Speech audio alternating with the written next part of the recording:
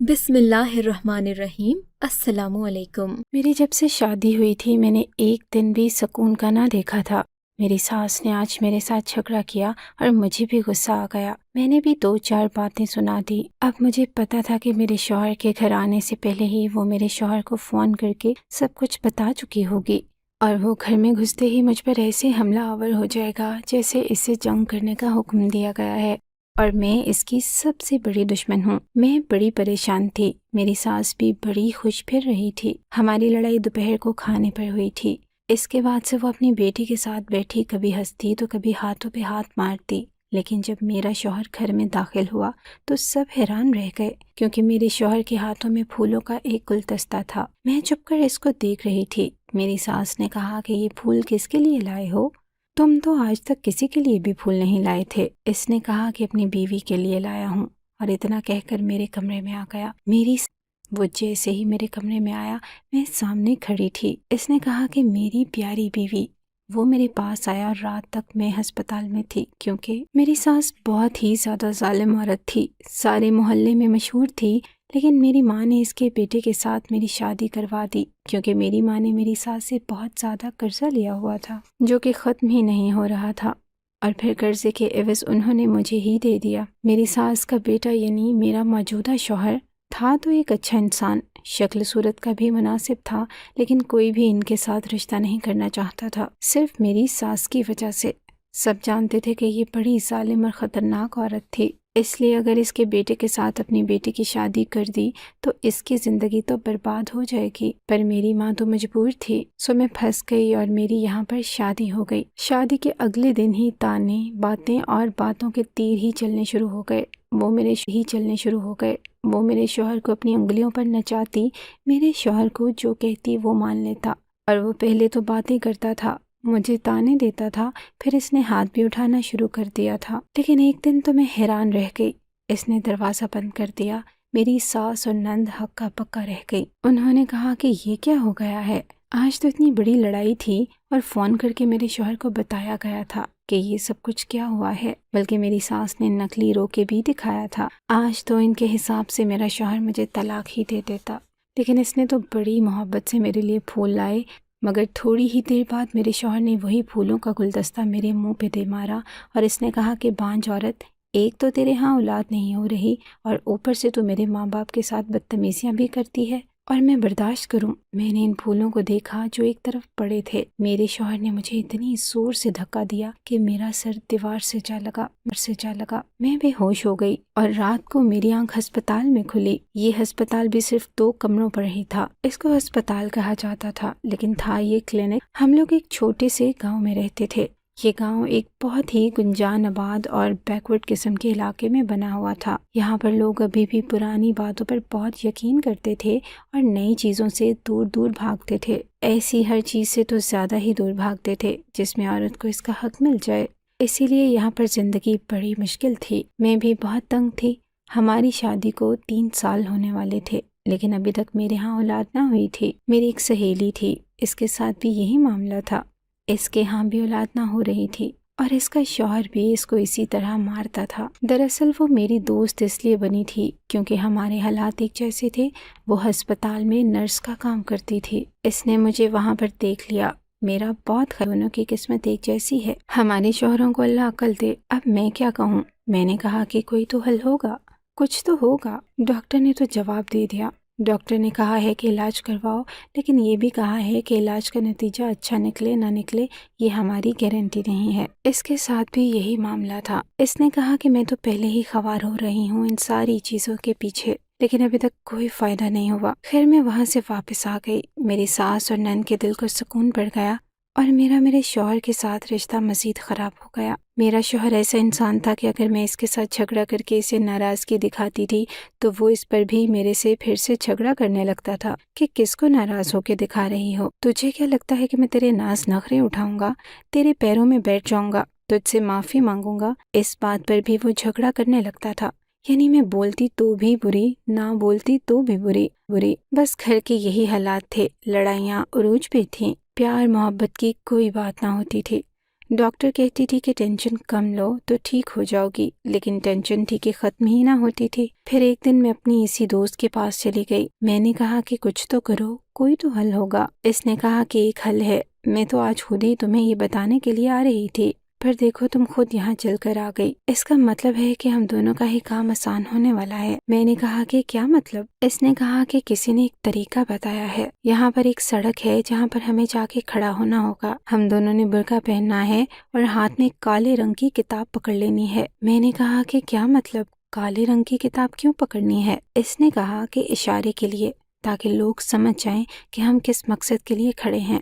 میں نے کہا کہ ہم کس مقصد کے لیے کھڑے ہوں گے؟ اس نے کہا کہ وہاں پر ایک ٹیکسی گزرے گی، ہمیں اس ٹیکسی کے اندر بیٹھ جانا ہے، اور جو بھی عورت اس ٹیکسی کے اندر بیٹھ جاتی ہے اس کے سارے معاملات حل ہو جاتے ہیں۔ اسے ہلالے والی ٹیکسی کہتے ہیں۔ میں نے کہا کہ کیا مطلب؟ صرف ٹیکسی میں بیٹھنے سے؟ اس نے کہا کہ ہاں، دیکھو کچھ لوگ ہیں جو ہم جیسی عورتوں کی مدد کرتے ہیں، اور وہ سب کی مدد نہیں کرتے۔ ہمیں کچھ پیسے بھی جمع کروانے ہوں گے، لیکن ہمارا معاملہ حل ہو جائے گا، ہم دونوں کے ہاں بچہ ہو جائے گا۔ بانجھ عورتوں کے لیے بھی مدد کیا کرتے ہیں، اور بھی عورتوں کے کافی سارے مسائل ہوتے ہیں، سب حل ہو جاتے ہیں۔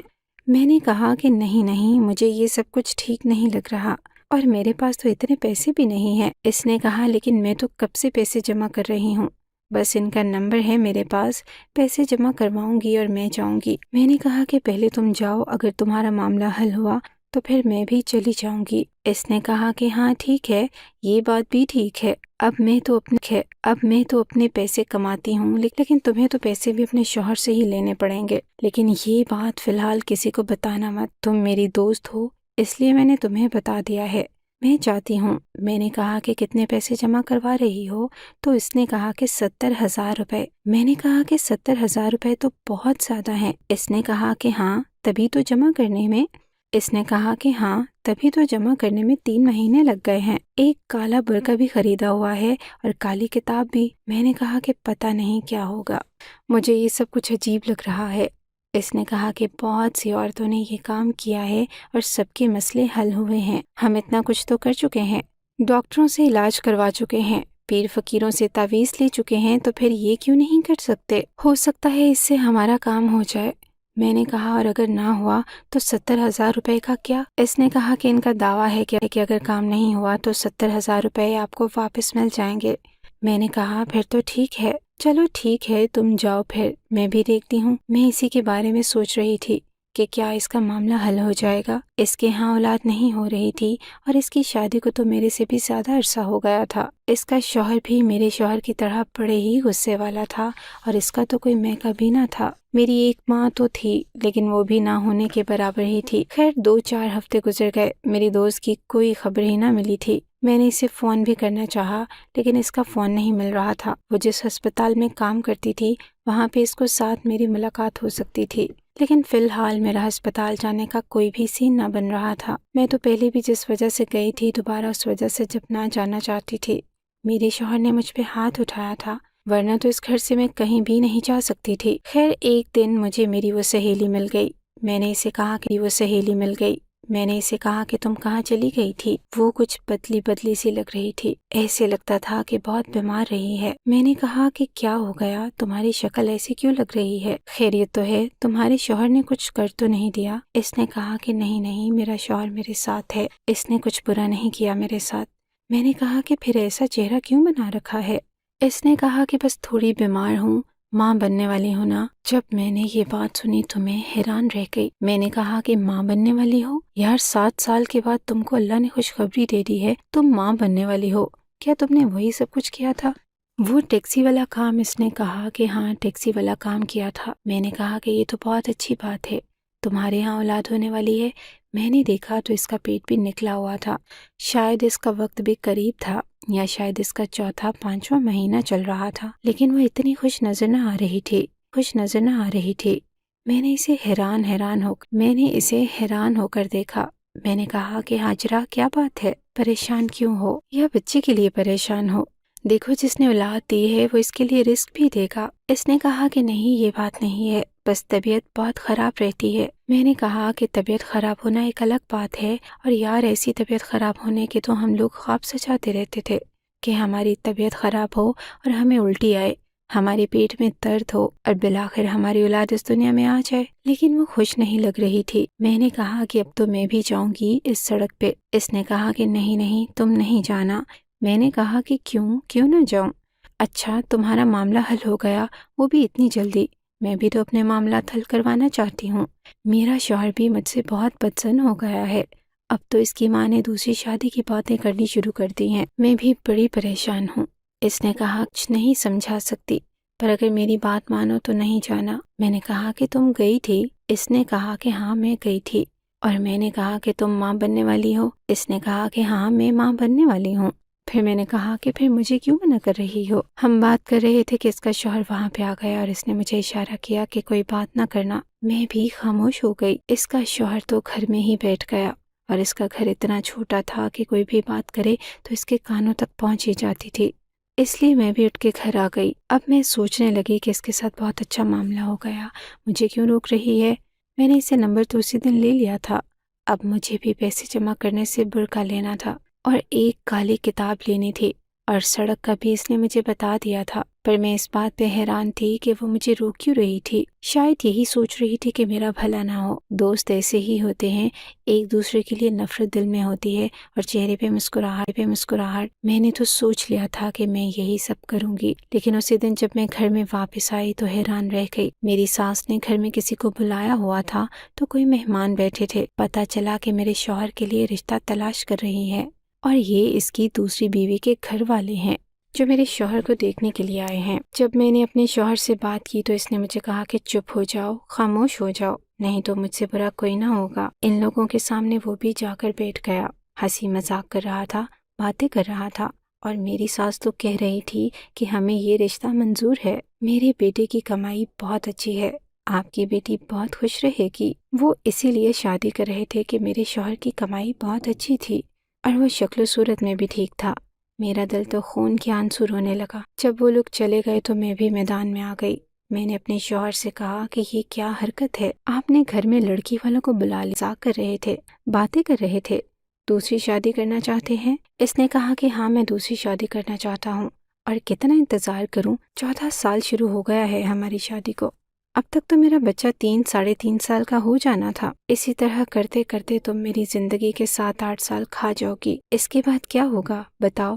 اس کے بعد کیا ہوگا؟ رشتہ پکا ہو گیا ہے اور اگلے ہفتے نکاح کی رسم ہے، اور اگر تم نے زیادہ چوں چاں کی تو میں تمہیں چھوڑ دوں گا اور طلاق دے دوں گا۔ تو میں نے پھر کہا کہ دے دو طلاق، اپنی ماں کا دودھ پیا ہے تو پھر طلاق دے دو تاکہ میری بھی جان چھوٹ جائے۔ اس جیسے مرد سے مجھے یہ بات نہیں کرنی چاہیے تھی، یہ لفظ نہیں بولنا چاہیے تھا، مرد کو کبھی بھڑکانا نہیں چاہیے۔ میرے شوہر کو غصہ آ گیا اور اس نے مجھے طلاق دے دی۔ میں حیران رہ گئی اور تھوڑی دیر بعد بے ہوش ہو گئی۔ آنکھ کھلی تو اسی گھر میں تھی، میری امی میرے پاس بیٹھی تھی، پر طلاق تو ہو چکی تھی، میرا شوہر طلاق تو ہو چکی تھی، میرا شوہر بھی سر پکڑ کے بیٹھا تھا۔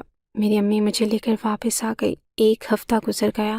مجھے پتا تھا کہ میرے شوہر کی شادی ہو رہی ہوگی، پر 2 دن کے بعد میرا شوہر واپس آ گیا اور اس نے کہا کہ جس لڑکی سے میں شادی کرنا چاہتا تھا وہ تو کسی اور لڑکے کے ساتھ بھاگ گئی۔ مجھ سے بہت بڑی غلطی ہو گئی، مجھے سزا ملی ہے، میں اپنی بیوی سے پھر سے نکاح کرنا چاہتا ہوں۔ آپ مہربانی کریں اور اپنی بیٹی کو سمجھائیں، ہم لوگ حلالہ کر لیں گے۔ میری ماں نے کہا کہ حلالہ؟ تم میری بیٹی کو حلالہ کرواؤ گے؟ تمہیں شرم نہیں آتی ہے؟ حلالہ صرف مرد کے لیے نہیں، عورت کے لیے بھی سزا ہوتی ہے، اور اس کا کیا قصور تھا؟ اس نے کیا کیا تھا؟ ارے اولاد نہیں ہو رہی تھی تو کیا کریں؟ بہت سارے ایسے لوگ ہیں جن کی آج کل اولاد نہیں ہو رہی ہے، آج کل تو 10 میں سے 8 لوگوں کا یہ مسئلہ ہے۔ اس میں میری بیٹی کا کیا قصور ہے؟ اگر تم پڑھے لکھے سمجھدار ہوتے تو بات کو سمجھتے، لیکن تم تو پڑھے لکھے ہو کر بھی بیوقوف ہو۔ میری ماں نے میرے شوہر کو بہت باتیں سنائی، وہ بس ساری باتیں سنتا رہا۔ اس نے کہا کہ بس اس بارے میں سوچے، میں آپ کی بیٹی کو پھر سے اپنانا چاہتا ہوں، وہ میری بیوی ہے، میں اس کے بغیر نہیں رہ سکتا، میں کسی اور کے بارے میں نہیں سوچ سکتا، اور یہ بھی نہیں سوچ سکتا کہ میری بیوی کسی اور کے ساتھ شادی کرے گی۔ میری ماں نے کہا کہ میں تو اس کی شادی کرواؤں گی، تم سے اچھے انسان سے کرواؤں گی۔ اس بات پہ وہ تڑپنے لگا۔ اس نے کہا کہ خدا کے لیے ایسے نہ کریں، جو کسی اور سے شادی کروانی ہے مجھ سے ہی کروا دیں، آپ کی بیٹی بھی مجھ سے محبت کرتی ہے۔ میری ماں نے کہا کہ پھر ٹھیک ہے، میری ایک شرط ہے، اگر اس شرط کو مانتے ہو تو میں اپنی بیٹی کی شادی دوبارہ تم سے کروا دوں گی، نہیں تو تم سے تو ہماری جان ویسے بھی چھوٹ چکی ہے۔ میرے شوہر نے کہا کہ کون سی شرط؟ میری ماں نے کہا کہ اب میری بیٹی تمہارے گھر والوں کے ساتھ نہیں رہے گی، تمہیں اسے الگ سے گھر لے کر دینا ہوگا، اسے الگ گھر میں رکھوں گا، اس کے سارے معاملات اپنی ماں بہنوں سے علیحدہ کرنے ہوں گے، اگر منظور ہے تو آ جانا، نہیں تو میں اپنی بیٹی کی شادی کہیں اور کر دوں گی، اس کو لڑکوں کی کمی نہیں ہے، ابھی اس کا کچھ نہیں بگڑا۔ اتنا کہہ کر میری ماں نے دروازہ بند کر دیا۔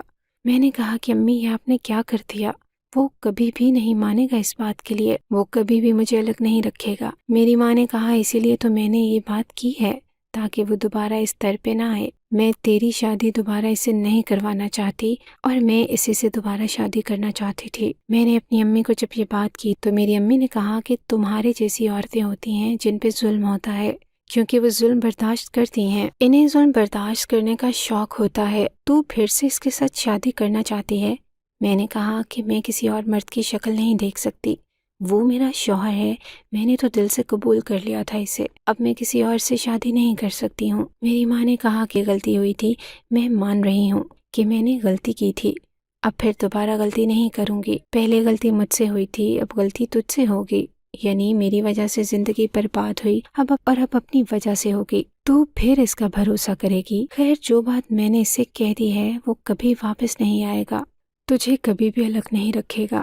اس بات پہ تو مجھے بھی یقین تھا کہ میرا شوہر مجھے کبھی بھی الگ نہ لگتا، کہ میرا شوہر مجھے کبھی بھی الگ نہ رکھتا، اپنی ماں اور بہن کی بہت زیادہ محبت کرتا تھا۔ لیکن ہم ماں بیٹی دونوں ہی حیران رہ گئیں جب وہ اگلے دن آ گیا اور اس نے کہہ دیا کہ وہ مجھے الگ رکھنے کے لیے تیار ہے۔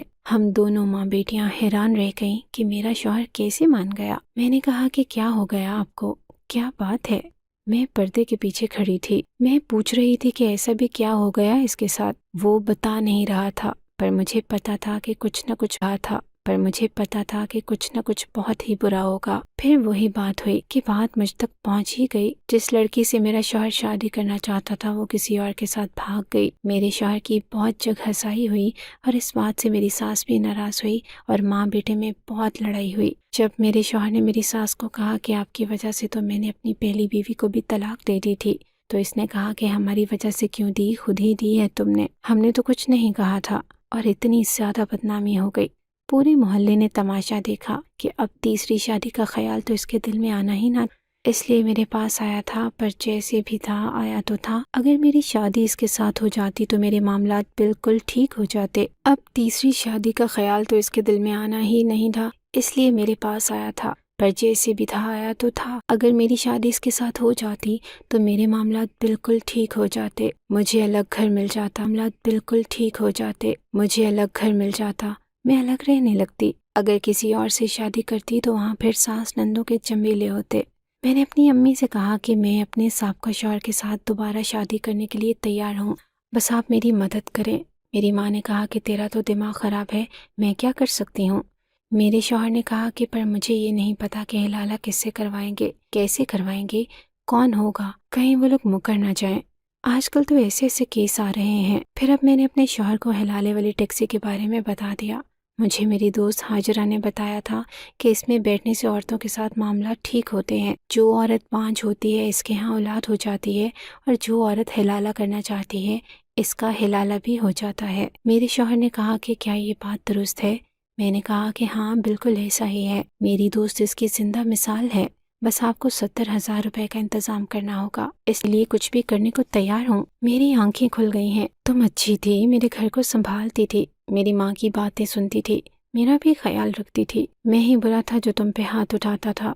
میری زندگی میں واپس آ جاؤ تو میں تمہیں رانی بنا کے رکھوں گا۔ مجھے ایسے لگ رہا تھا کہ مجھے اپنے شوہر سے پھر سے محبت ہو گئی ہے اور میں اس کے لیے کچھ بھی کرنے کو تیار تھی۔ اس نے مجھے 70,000 روپے دے دیے اور انتظار کرنے لگا۔ اس نے کہا کہ بس جلدی حلالہ ہو جائے تو میرے پاس آ جانا، پھر ہم لوگ نکاح کر لیں گے۔ میں نے کہا کہ ٹھیک ہے۔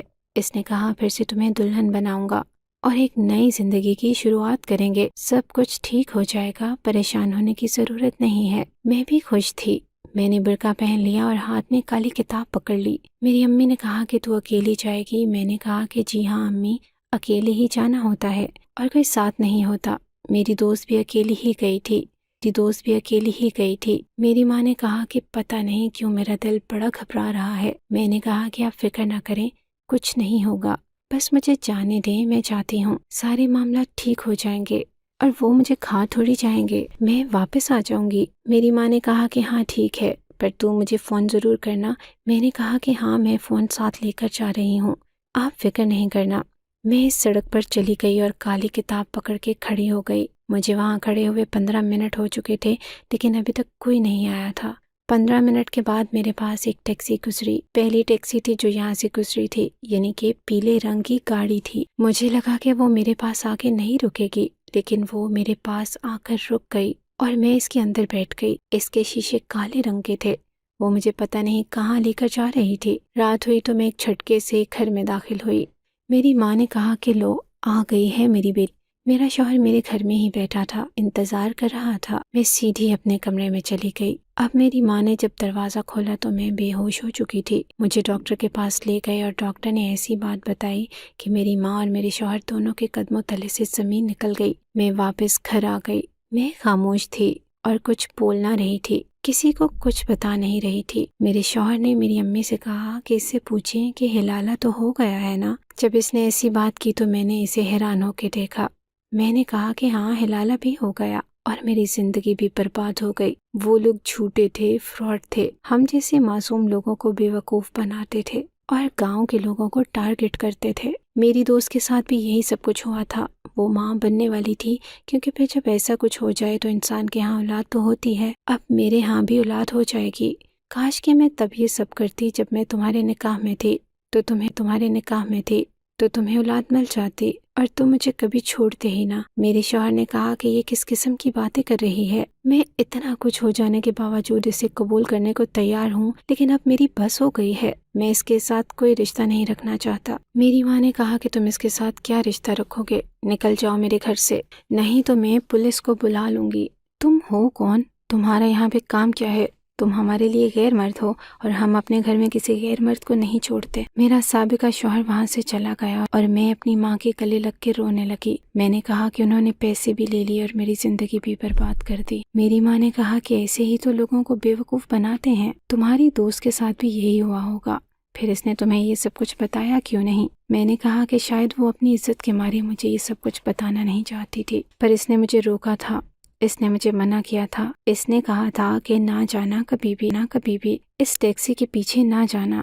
میں ہی پاگل تھی کہ پریشان ہو گئی تھی اور دباؤ میں آ گئی تھی۔ سوچا تھا کہ شوہر ہے اور محبت کرتا ہے اور مجھے غلطی سے طلاق دے بیٹھا ہے، دوبارہ اس کے پاس چلی جاؤں گی، لیکن مجھے سمجھ آ گئی کہ وہ کس قسم کا انسان ہے۔ وہ مجھے صرف ایک آپشن کی طرح استعمال کر رہا تھا۔ مجھے کسی سے شادی نہیں کرنی، بس مجھے میرے حال پہ چھوڑ دیں۔ میری ماں نے میرا بہت ساتھ دیا اور اسی طرح 1-2 سال گزر گئے۔ اس کے بعد پتہ چلا کہ جو لوگ ہلالے والی ٹیکسی کا ڈرامہ رچا کے معصوم عورتوں کو بے وقوف بنا رہے تھے وہ پکڑے گئے ہیں۔ یہ پورا گینگ تھا اور پولیس نے ان کو پکڑ کر سزا دلوائی تھی، لیکن بہت ساری عورتوں کی زندگی برباد ہو گئی تھی، جس میں سے ایک میں بھی تھی اور ایک میری دوست بھی۔ عورتوں نے یہ بات کسی کو نہیں بتائی تھی، میری دوست نے بھی اپنے شوہر کو نہیں بتایا تھا۔ اس کا شوہر یہی سمجھتا تھا کہ وہ اسی کے بچے کی ماں بننے والی ہے، لیکن میرے ساتھ تو معاملہ بہت خراب ہو گیا تھا۔ بس اب باقی کی زندگی جو رہ گئی تھی وہ ایسے ہی گزر جائے گی۔ صبر سے کام لینا ہوگا۔